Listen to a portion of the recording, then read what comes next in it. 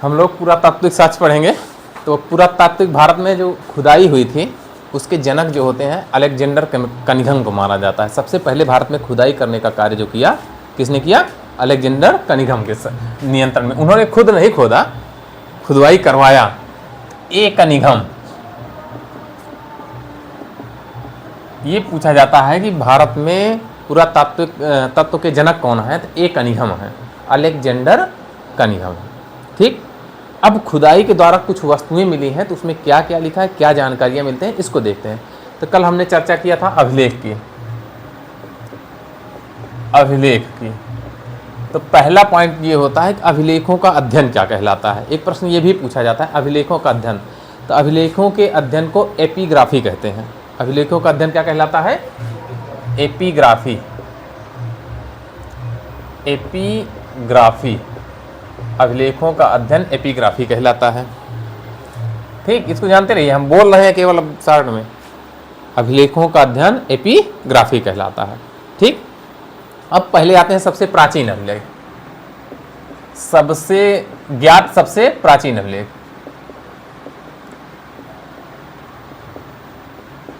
कल हमने आपको बताया था बोगज कोई है, बताए थे?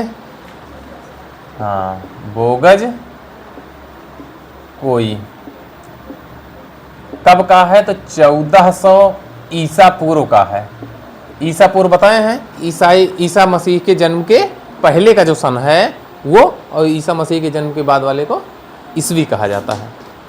इसको बीसी भी कहा जाता है, before the birth of Christ, और एन्नो डिविन्नो, या ईसा मसीह के जन्म के बाद। ठीक, तो ये कहाँ बोगज कोई अभिलेख कब का है? तो 1400 ईसा पूर्व का है। ठीक, कहाँ मिला? एशिया माइनर में मिला।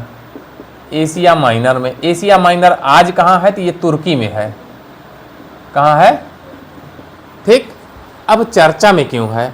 तो हमने बताया था कि 4 वैदिक देवताओं के नाम मिले हैं यहाँ। बोगज कोई में 4 वैदिक देवता के नाम हैं।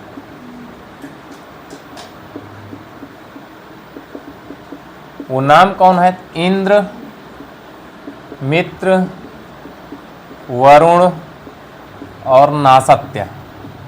ये 4 नाम इस अभिलेख में पाए गए। इससे ये प्रमाणित होता है कि इन देवताओं का भी पहले वर्णन था। 1400 साल पहले ये देवता थे, इसका मतलब इनका चर्चा थी 1400 वर्ष पहले। तो सबसे पहला हो गया। ठीक, अब ये कौन से देवता है? वैदिक देवता है। इन्हीं के आधार पर वेद जो हैं उनका समय निर्धारित होता है, वेदों का तिथि निर्धारित की गई है। ठीक, क्यों? क्योंकि अगर ये 1400 साल पहले यहाँ देवताओं के रूप में है, वैदिक देवता है, इसका मतलब वेद उस समय था। ठीक, तो आप जब देखेंगे वेद काल, वैदिक काल, तो वो 1500 से 1000 होता है, और उत्तर वैदिक काल 1000 से 600 होता है। इसी के आधार पर क्या हुआ है? इसका ऋग्वेद की तिथि आती है। इससे ऋग्वेद की तिथि ज्ञात की गई है, या जाती है, कि जाती है। ठीक, अब आते हैं भारत का। ये कौन सा था? एशिया का। भारत का सबसे प्राचीन, सबसे प्राचीन अभिलेख जो है वो अशोक का है। कब का? कितना पुराना है? 300 ईसा पूर्व का है। 300 ईसा पूर्व के लगभग का है। ठीक है, एक विद्वान थे DR भंडारकर। कौन थे? उन्होंने अभिलेखों के आधार पर ही इतिहास लिखने का प्रयास किया। ठीक, DR भंडारकर अभिलेखों के आधार पर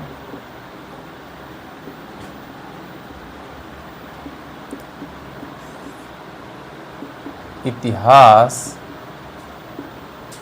लिखने का प्रयास। ठीक किया। इतनी बात समझ में आई? और सफल भी हुए, लिखे भी थे। ठीक है। अब अशोक के जो अभिलेख हैं किस लिपि में लिखे गए हैं? ठीक, तो लिपियां अशोक के अभिलेख कौन सी है? ब्राह्मी है, खरोष्ठी है, ब्राह्मी, खरोष्ठी, अरमेइक है और ब्राह्मी, खरोष्ठी, अरमेइक और यूनानी। अब इन दोनों से लग रहा है ये भारत की हैं, यूनानी बाहर की हैं, ऐसे लग रहा है ना।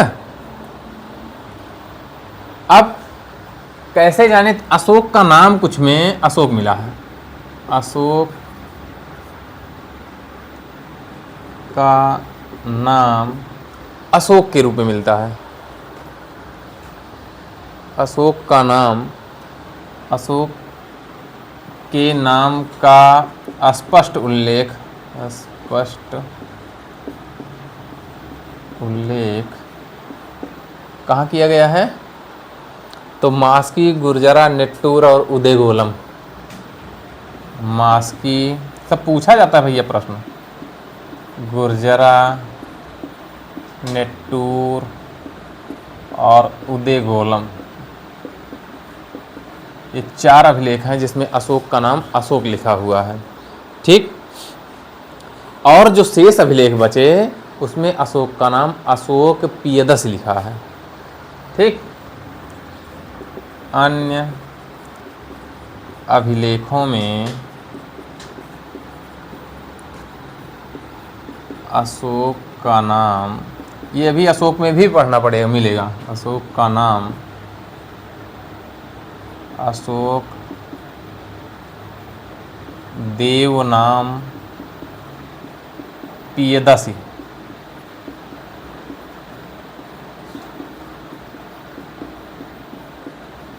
देवनाम पियदस का मतलब हुआ देवों का प्यारा, देवताओं का प्यारा। अब कुछ अभिलेख हैं, उसको जारी करने वाले कौन हैं ये हमको जानना है। एक तरफ अभिलेख बना लीजिए और एक तरफ साम्राज्य या शासक। ठीक, तो पहला अभिलेख है हाथी गुफा अभिलेख।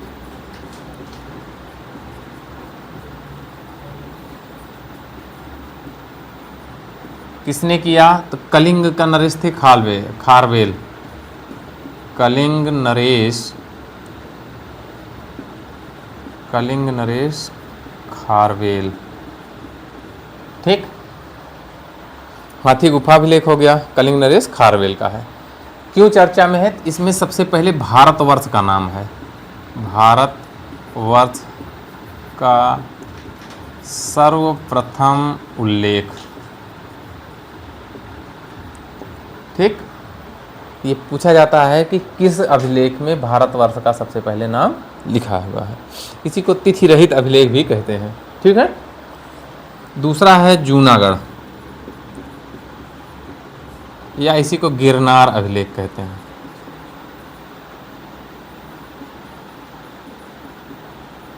ये किसका है? रुद्रदामन का है। किसका है? रुद्रदामन का। ये संस्कृत में लिखा गया है, जूनागढ़ का। ठीक, तीसरा है नासिक अभिलेख।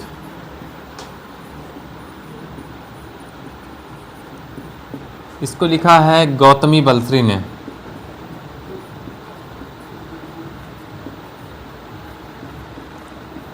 ये रचनाकार हैं इसके। अब ध्यान दीजिएगा, अगर पूछे हाथी गुफा में क्या है तो कलिंग नरेश खारवेल के संबंधित सारी चीज़ें हैं। इसमें जूनागढ़ में क्या है तो रुद्रदामन का है, संस्कृत में है, रुद्रदामन से संबंधित शासन व्यवस्था के बारे में चर्चा हुई है। नासिक अभिलेख, नासिक मतलब महाराष्ट्र की मामला है, सातवाहन वंश का है और गौतमी बलश्री ने इसको लिखा है। ठीक, फिर प्रयाग स्तंभ लेख, प्रयाग स्तंभ लेख। ये किसका है? तो समुद्रगुप्त का है। प्रयाग स्तंभ लेख किसका है? समुद्रगुप्त का है। उसके बाद एहोल है।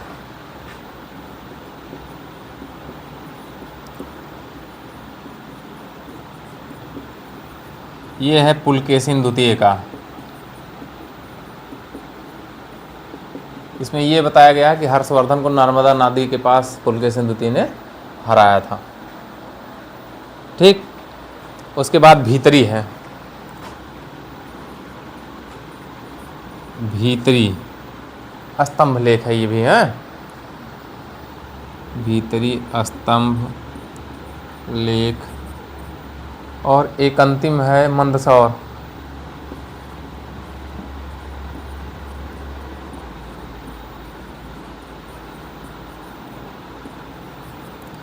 इसको मालवा नरेश, मालवा नरेश यशोवर्मन।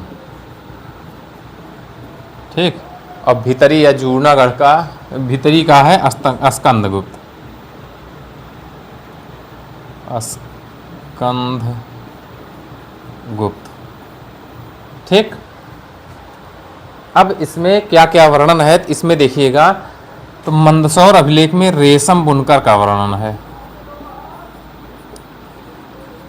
ये सब प्रश्न पूछे जाते हैं। रेशम बुनकर का वर्णन किस अभिलेख में किया गया है? तो मंदसौर में हुआ है। हूण आक्रमण की जानकारी किस अभिलेख से होती है?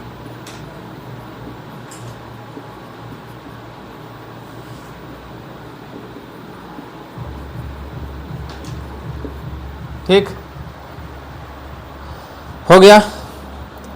फिर एक है एरण अभिलेख। किसका? कौन सा?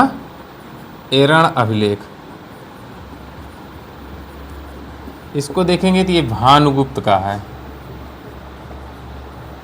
510 ईस्वी में है, ईस्वी में लिखा गया है। इसमें सर्वप्रथम सती प्रथा का उल्लेख हुआ है। सती प्रथा का लिखित साक्ष्य।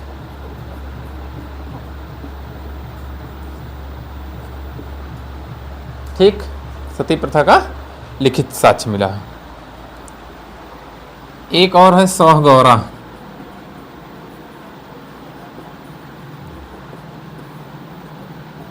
इसमें दुर्भिक्ष, दुर्भिक्ष जानते हैं? जब वर्षा नहीं होती, अनाज उनाज नहीं उत्पादन, उसको दुर्भिक्ष।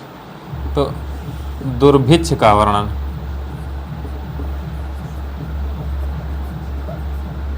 अब जब दुर्भिक्ष पड़ेगा तो क्या होगा? तो इसमें ये बताया गया कि राशन का भंडारण किया जाता था। जब सब सूखा उखा पड़ता था, दुर्भिक्ष पड़ता था, तब लोगों को बांटा जाता था राशन। ठीक। तो संकट काल में उपयोग हेतु खाद्यान्न भंडारण। ये कुछ महत्वपूर्ण अभिलेख हैं। ये कुछ महत्वपूर्ण अभिलेख हैं जो संबंधित है। ठीक। और ये सब सरकारी है, मतलब शासकों द्वारा जारी किए हैं। एक है होलियोडोरस का बेसनगर अभिलेख, वो गैर सरकारी है। ठीक है। होलियोडोरस का बेसनगर या विदिशा का गरुड़ स्तंभ लेख है, जिसमें भागवत धर्म के विकसित होने का वर्णन है। तो गैर सरकारी अभिलेख कौन सा है? होलियोडोरस का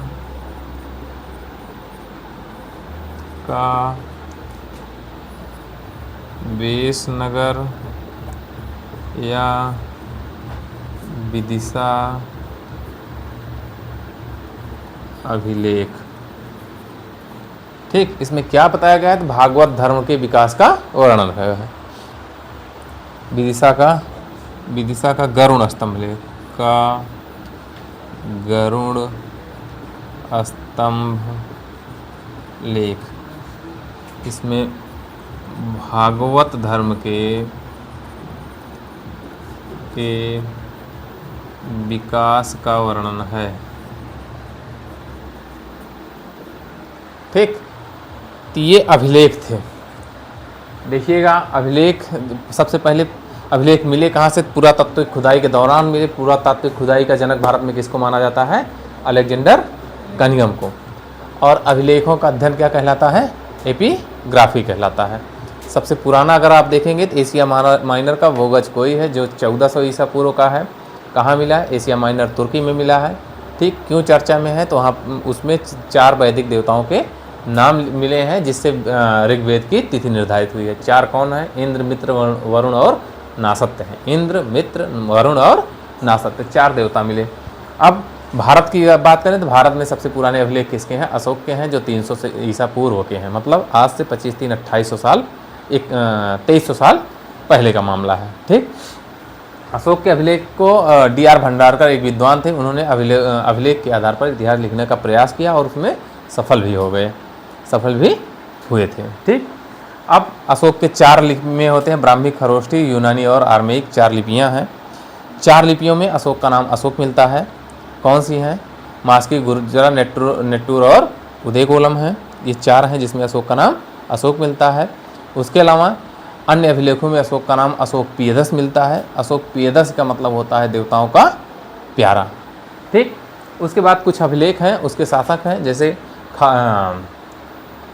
कौन सा? पहला है हाथी गुफा अभिलेख। तो ये कलिंग नरेश खारवेल का है। हाथी गुफा अभिलेख कलिंग नरेश खारवेल का है। इसमें सबसे पहले भारतवर्ष शब्द का वर्णन किया गया है। दूसरा है भीतरी या जूनागढ़ अभिलेख, जो रुद्रदामन का है।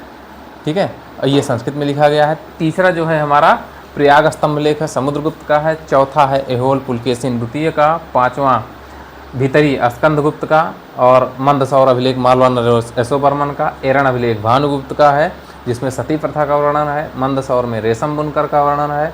और भीतरी में हूण आक्रमण की जानकारी प्राप्त करते हैं। और एक है सहगोहरा जिसमें दुर्भिक्ष का वर्णन है। संकट काल में अनाज का भंडारण किया जाता था, संकट काल के लिए, इसका वर्णन है। ठीक, गैर सरकारी अभिलेखों में आप देखेंगे तो होलियोडोरस का बेसनगर या विदिशा का गरुड़ स्तंभ लेख है जिसमें भागवत धर्म के विकसित होने का वर्णन किया गया है। इस तरीके से ये हमारे अभिलेख होते हैं। कुछ और सारे अभिलेख हैं, वो चैप्टर वाइज मिलते रहेंगे तो वहाँ बात करेंगे। ठीक, अब आते हैं दूसरे पॉइंट पे, स्मारक और भवन।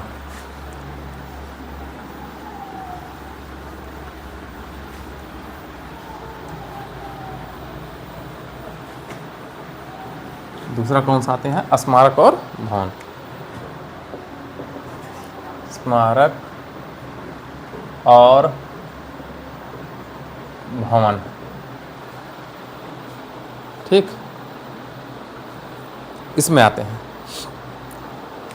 इससे क्या होता है? जनता की आध्यात्मिक और धर्मनिष्ठा का ज्ञान होता है। कैसे? अब कोई जो बिल्डिंग्स बनी हैं वो जैसे खंडहर बन चुकी है, लेकिन उसको देख के अंदाजा लग ही सकता है क्या था ये। घर था, मंदिर थी, मस्जिद थी, या कौन क्या हो सकता है? ये कुआं था, तालाब था, ये लगाया जा सकता है।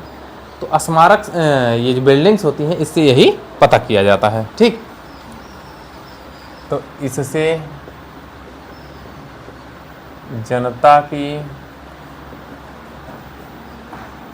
आध्यात्मिकता तथा धर्मनिष्ठा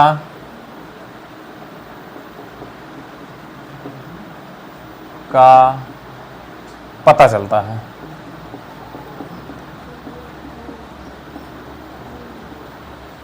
ठीक, का पता चलता है या ज्ञान होता है। ठीक, अब हुआ क्या? हड़प्पा और मोहनजोदड़ो की जब खुदाई हुई तो 5500 वर्ष पुरानी सिंधु सभ्यता का ज्ञान हुआ या खोज हुई। ठीक, तो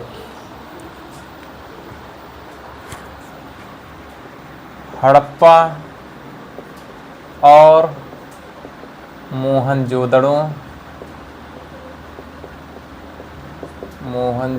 की खुदाई से 5500 वर्ष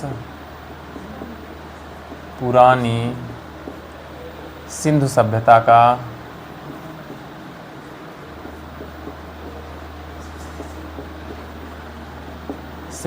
का ज्ञान होता है।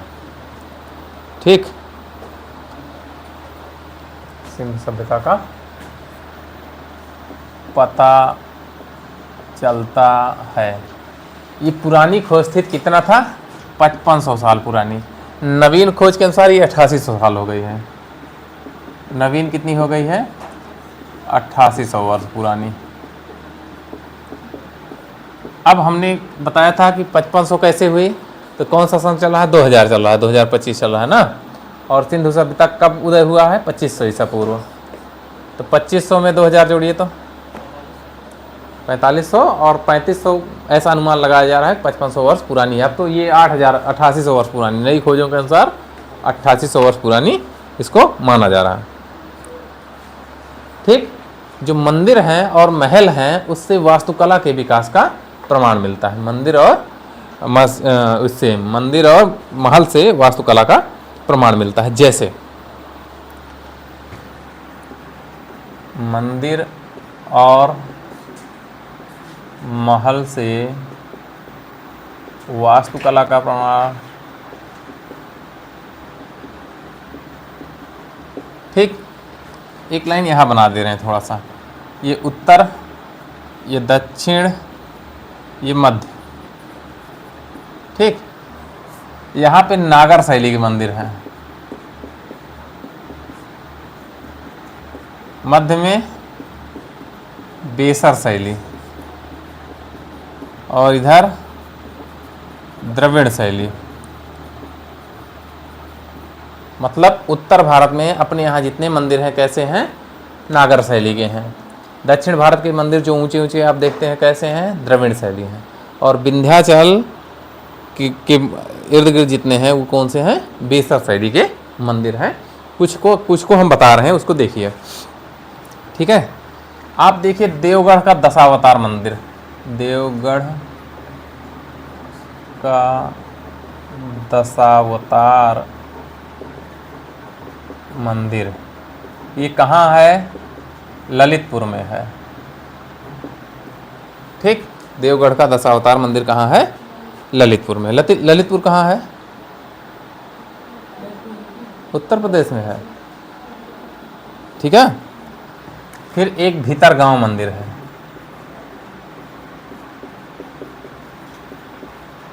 ये कहाँ है? हाँ, भीतर। दोनों बहुत चर्चा में रहते हैं, क्यों? तो जान लीजिएगा, आगे बताएंगे, और प्रश्न भी बना हुआ है। तो जो देवगढ़ का दशावतार मंदिर है ये पंचायतन शैली का है। अब ये पंचायतन क्या है? प्रश्न पूछा गया, अधीनस्थ में कहीं प्रश्न पूछा गया था। ये देवगढ़ का दशावतार मंदिर का मतलब हुआ जैसे एक मंदिर है ये। ठीक, ये मान लीजिए मंदिर है, एक मंदिर के चारों तरफ 4 मंदिर और बना दीजिए। ठीक है, एक मंदिर के चारों दिशाओं में 4 मंदिर बना दीजिए। कितने मंदिर हो गए? 5। उसी को कहते हैं पंचायतन मंदिर, पंचायतन शैली कहा जाता है। एक मंदिर जो मुख्य मंदिर होता है उसमें किसी देवता का, और किनारे वाले में सहायक देवता हो जाते हैं। इसको अलग से बताएंगे, लेकिन ये जानते ही ये प्रश्न पूछा गया है कि निम्न में कौन सा पंचायतन का उदाहरण है? तो देवगढ़ का दशावतार मंदिर है। ठीक, मामला समझ में आ रहा है। दूसरा है भीतरगांव का। कौन सा? भीतरगांव का मंदिर है। इसकी खासियत क्या है? ये ईंट से निर्मित मंदिर है। कैसा? ईंट से। और मंदिर ईंट से नहीं मिलेंगे आपको। ठीक है, एक भीतरगांव है, एक भीतरी है, 2 मंदिर ऐसे हैं। ये भीतरगांव का लक्ष्मण मंदिर है। ठीक, ये 2 मंदिर ऐसे मिलेंगे जो आपको किससे बने मिलेंगे? ईंट से। शेष सभी पत्थर और अन्य चीज़ों से बनते हैं। इसकी खासियत जान लीजिए, कानपुर में है ये, और वर्तमान में खंडहर टाइप में बन गया है, जीर्णोद्धार नहीं हो सका। वर्तमान में इसकी स्थिति ठीक नहीं है, और सौभाग्य से हमने इसको देखा है। ठीक, तो 2 मंदिर के उदाहरण दिए। कहाँ के हैं? उत्तर भारत के हैं। तो किस शैली में होंगे? नागर शैली में होंगे। ठीक, नागर शैली को अब मंदिर तो यहाँ पढ़ा नहीं सकते, नहीं तो जरा अपने यहाँ के मंदिरों की खासियत बताइए। तो आप देखिएगा तो मंदिर चतुर्भुजाकार होंगे, 4 कोने होंगे सीधे सीधे। ऊपर जाके जो मुख्य मंदिर होगा उसमें एक गर्भगृह होता है जहाँ देवी या देवता की प्रतिमा रखी जाती है। मूर्ति नहीं, प्रतिमा। दोनों में अंतर, मूर्ति प्रतिमा में अंतर होता है, कभी खाली रहिएगा तो बताएंगे। ठीक। और जहाँ मूर्ति रखी जाती है, प्रतिमा रखी जाती है, उसको गर्भगृह कहते हैं। ठीक। अब अपने यहाँ के जितने मंदिर रहेंगे उनको देखिएगा तो ऊपर जाएगा गुंबदाकार, ऐसे गोल होंगे ना, अर्ध गुंबदाकार मिलेंगे, ये होते हैं उत्तर भारत नागर। द्रविड़ में देखिएगा तो पिरामिड के आकार का, ऐसे मतलब पिरामिड के आकार का, ऐसे सब ऊपर को जाके ऐसे इकट्ठे होते हैं, गोल नहीं होंगे। ठीक। और कई तल्ले वाले होंगे वहां, आप देखिए उसको। तो जब मंदिर पढ़ेंगे तो बता रहे हैं, अभी मोटा मोटा ये समझिए कि उत्तर भारत के मंदिर अपने यहाँ के देखे हो, जितने मंदिर देखिए ऊपर देखिए गोल होंगे, अपने यहाँ के मंदिर जाके देख लीजिए। तो कौन सी शैली है? नागर। नागर शैली की पहचान बता दिए ना। हाँ, और जो उन विशेषताएं हैं तो हम जब मंदिर पढ़ेंगे तो वहाँ एक एक की अच्छे से विशेषता पढ़ते हुए चलेंगे। ठीक। इससे हमको मिल रहा है कि हर जगह की अपनी अपनी वास्तुकला है, अलग अलग तरीके से। अपने यहाँ एक दो तल्ले बहुत ज़्यादा बने, वहाँ 15-15, 20-20 फ्लोर बने हुए हैं। दक्षिण से द्रविड़ की खासियत है। और एक खासियत, अपने मंदिर जो हैं उत्तर भारत के, वो सिंपल में है। वहाँ के मंदिरों पर देखिए दीवारों पे इतनी आकृतियाँ बनी हुई हैं, इतनी आकृतियाँ बनी हुई हैं। आप ध्यान से देखिएगा कभी किसी दक्षिण भारत के मंदिरों को, बहुत सारी आकृतियाँ हर मंदिर के हर दीवार पे, इधर विभिन्न जानवर जीव जंतु सब लगे हुए होंगे। देखे हैं कभी? देखिएगा आपकी बार ध्यान से। अपने यहाँ केवल दीवार बनी है, पेंट है, एकदम नॉर्मल है। वहाँ पे देखिएगा दीवारों पे विभिन्न प्रकार के आकृतियाँ जड़ी होती हैं। ठीक। अब दक्षिण भारत में आ जाते हैं, एक एक दो जान लेते हैं सबका। दक्षिण में तंजौर का राजराजेश्वर मंदिर,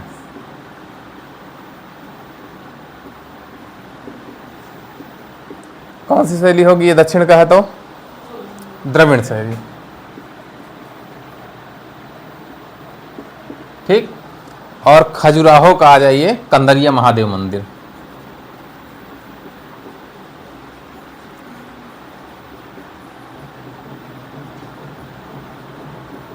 कंदरिया महादेव मंदिर। ठीक। कंदरिया महादेव कहाँ मिलेगा आपको? महाराष्ट्र में मिल जाएगा। ठीक है। किस में शैली में है? नहीं, बेसर में होगा। किस में होगा? नहीं, नागर में है, नागर शैली में ये भी है। ठीक। ये दोनों, और ये नागर शैली में है। तंजौर का राजराजेश्वर मंदिर या तिरुपति सुने होंगे, वो सब कैसे हैं? दक्षिण में। अब ये तो था भारत का, उत्तर भारत, दक्षिण भारत हो गया। भारत के बाहर भी मंदिर हैं। ठीक। तो भारत के बाहर के मंदिर देख लीजिए। एक काम करिए, नहीं समझ में आ रहा है मंदिर तो देखिए तो हो नहीं, तो आगे जाके गूगल पे जाइएगा, सर्च मारिएगा मंदिर के नाम और देखिएगा तो अंतर क्या है, कल हमको बताइएगा, तब हम बताएंगे।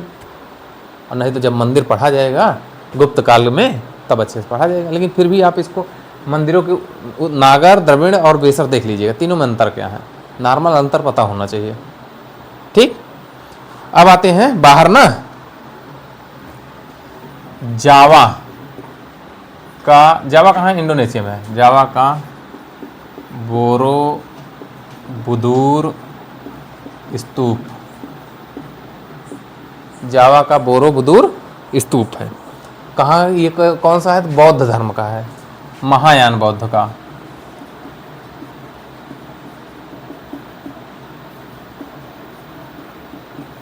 ठीक। तो ये भारत के बाहर है, इंडोनेशिया भारत के बाहर है। हाँ, तो वहाँ का है। दूसरा है, ये खूब पूछा जाता है, कंबोडिया का अंकोर वाट मंदिर।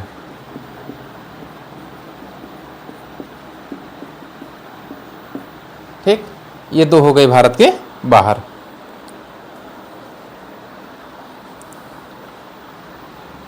अभी थोड़ा थोड़ा सब बताते चले हैं, उसके आगे चलते हैं। अब आते हैं सिक्कों पे। किस पे? सिक्के। तो पुराने सिक्के जो होते थे वो बनाए नहीं जाते थे, ठप्पे लगाए जाते थे, मुहर लगाई जाती थी, उससे बनते थे। ठीक है। उनको क्या कहा जाता था? आहत सिक्के। जिस पे मुहर मार के बनाया जाता था उसको क्या कहते थे? आहत सिक्के। क्या कहते थे? आहत सिक्के। ठीक है, तो पुराने सिक्कों को आहत आहत क्यों कहते थे?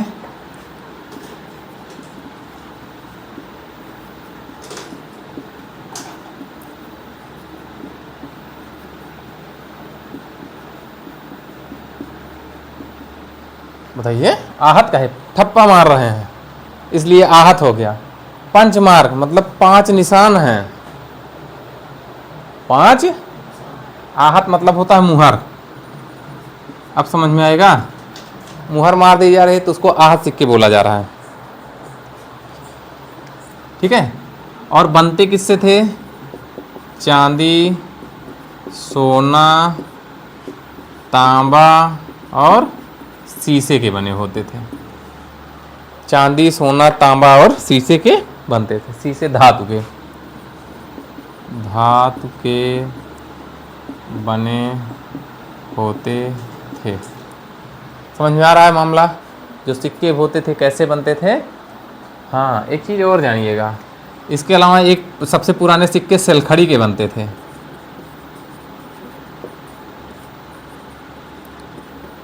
सबसे पुराने सिक्के किसके थे? सेलखड़ी, मतलब मिट्टी के टाइप है, उसी मुहरिया लगती थी।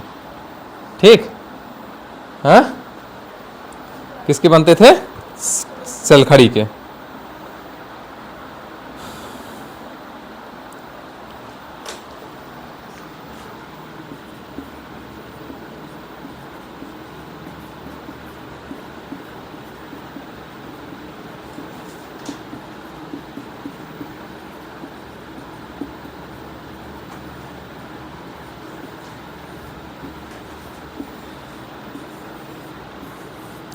पंचमार्क क्यों कहा जा रहा है? तो ये 5 चित्र होते थे, गिन लीजिए 5 ही है ना, इसी के कारण इनको पंचमार्क सिक्के कहा जाते थे। कौन कौन से?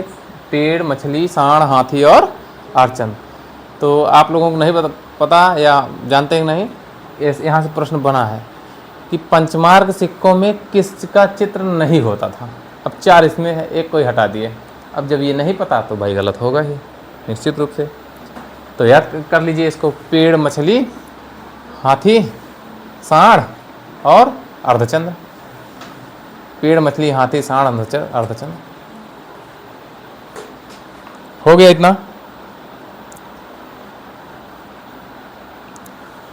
ठीक। अब प्रश्न बनता है कि सबसे ज्यादा किसने तैयार कराए? सर्वाधिक सिक्के मौर्य काल में। सर्वाधिक सिक्के मौर्य काल में जारी हुए। ठीक, सबसे ज़्यादा सिक्के कहाँ बने? मौर्य काल में। किसके? ये 4 यही जो धातुएं हैं इसी की बनेंगी, सोना, चांदी, तांबा और शीशे की। आपको अगर पढ़ेंगे तो वहाँ सातवाहन वंश, शीशों के सिक्के सबसे पहले जारी करने वाला सातवाहन मिला करेगा। ठीक है, लेकिन इन सबके चल रहे हैं। और मध्यकाल में मिलेंगे तो एक व्यक्ति है वो चमड़े का सिक्का जारी किया है। हाँ, ये सारी चीज़ें हैं। सातवाहन ने शीशे के तथा गुप्तों ने सोने के सर्वाधिक सिक्के जारी किए।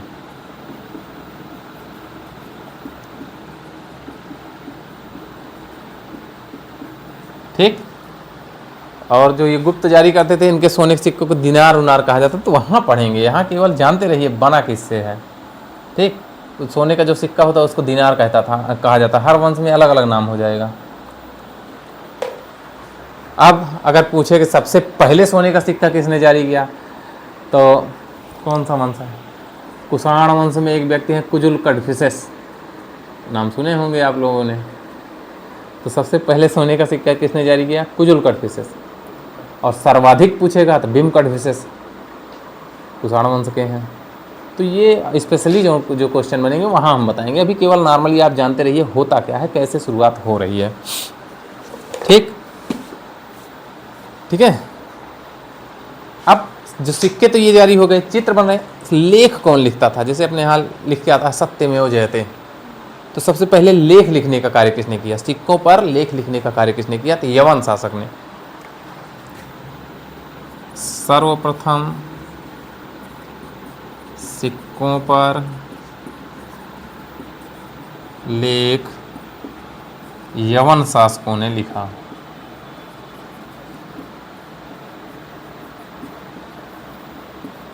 ठीक। अब एक चीज और, सिक्के कहाँ से पढ़ा जा रहा है? ये है ना। एक प्रश्न और बनता है, सिक्कों का अध्ययन क्या कहलाता है? तो सिक्कों का अध्ययन न्यूमिस्मेटिक कहलाता है। सिक्कों का अध्ययन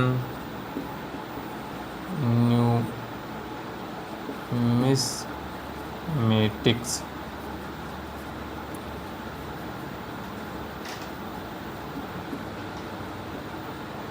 न्यूमिस्मेटिक्स कहलाता है। ठीक। अब आते हैं मूर्तियाँ।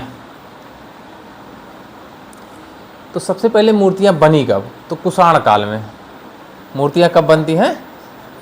कुछ मूर्तियाँ हमको सिंधु सभ्यता में मिलती हैं, ठीक है, लेकिन उनकी प्रमाणिकता पर शक है। तो सबसे पहले मूर्तियों का निर्माण अगर शुरू देखेंगे आप तो कहाँ मिलता है? कुषाण काल में। लेकिन जो कुषाण काल में बनती है, मूर्ति बनाने की दो शैलियाँ अपने यहाँ प्रचलित थी, गांधार शैली और मथुरा शैली। गांधार शैली जो थी उस पर विदेशियों का प्रभाव, मतलब जो विदेशी थे, यूनानी थे और अरबी जो थे, उनका प्रभाव ज़्यादा पड़ता है। और जो मथुरा शैली है ये प्योर स्वदेशी है। अब ये स्वदेशी और विदेशी का क्या मतलब है? मूर्तियों में उनकी शारीरिक बनावट, पहनावा, ठीक, ये सारी चीज़ें, उनमें विदेशों में जो चलता है उसका प्रभाव ज़्यादा है। किस पे? गांधार पे। अब भारत में जो मथुरा शैली में जो मूर्तियाँ बनी है प्योर भारतीय में बनी है। ठीक। एक प्रश्न पूछा जाता है कि भारत माता की जो मूर्ति बनी है सबसे पहले किस उसमें बनी है? ये भी बनता है। आगे जैसे जैसे मिलता है हम लोग चलते हैं। ठीक। तो मूर्तियाँ कब से शुरू हुई? कुषाण काल से। और उस पर कुषाण काल में जो बनी वो गांधार शैली थी, उसमें विदेशियों का प्रभाव ज़्यादा है। और शुद्ध स्वदेशी कौन सी थी? मथुरा शैली थी। ठीक। तो आते हैं मूर्तियों पे। मूर्तियों का निर्माण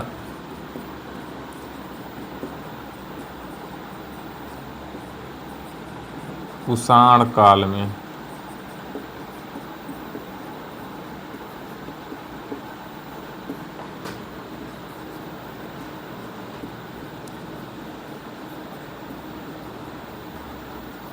वैदेशिक प्रभाव ज़्यादा था, स्वदेशी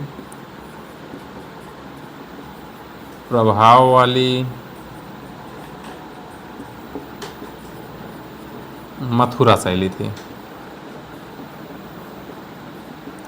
ठीक। स्वदेशी प्रभाव वाली कौन सी थी? मथुरा शैली थी। फिर भरहुत, बोध गया, सांची, अमरावती, ये सब स्थान हैं।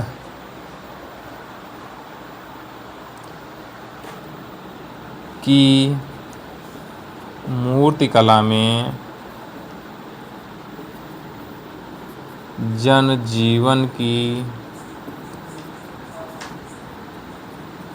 झलक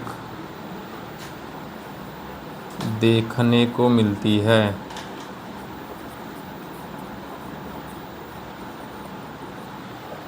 ठीक है, ये क्या था? मूर्तिकला था। अब आते हैं चित्रकला पे। ऊपर मिटा दें।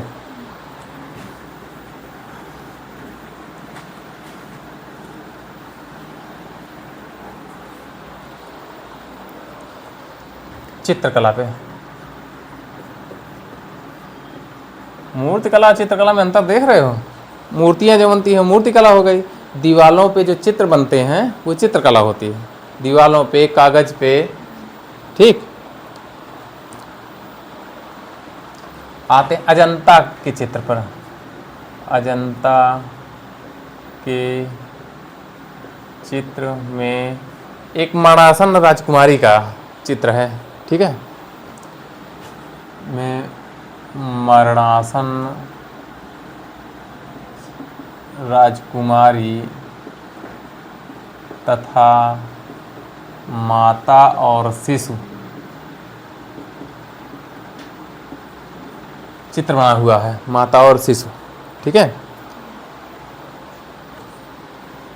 से गुप्त काल के चित्रों का कलात्मक वर्णन मिलता है, कलात्मक उन्नति का आभास होता है।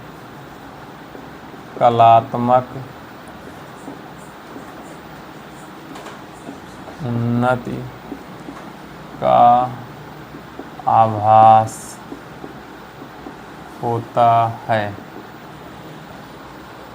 ठीक,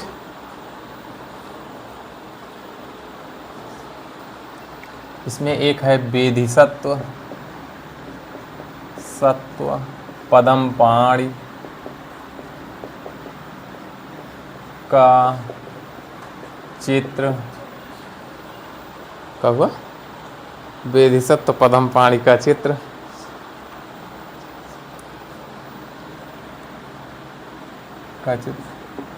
सर्वाधिक प्रसिद्ध चित्रित चित्रकारी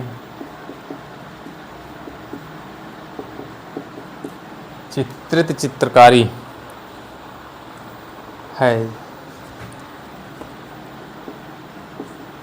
ठीक, ये हो गया आपका चित्रकला।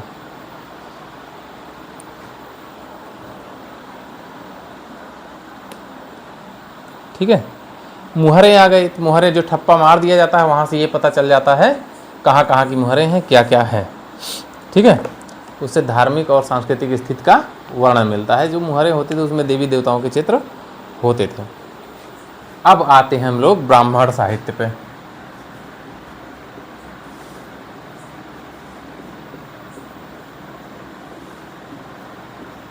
ठीक, यहाँ से आते हैं। अब हम लोग पढ़ेंगे यहाँ से वेद के बारे में। ठीक, ब्राह्मण में सबसे पहले क्या है? वेद है। तो वेद से हमको आर्यों के बारे में जानकारी मिलती है। ठीक है, किसकी? वेद द्वारा आर्यों की सामाजिक, आर्थिक,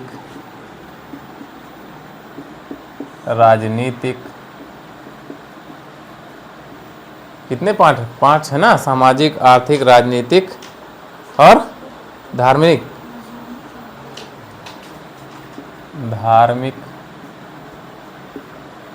जीवन के बारे में पर्याप्त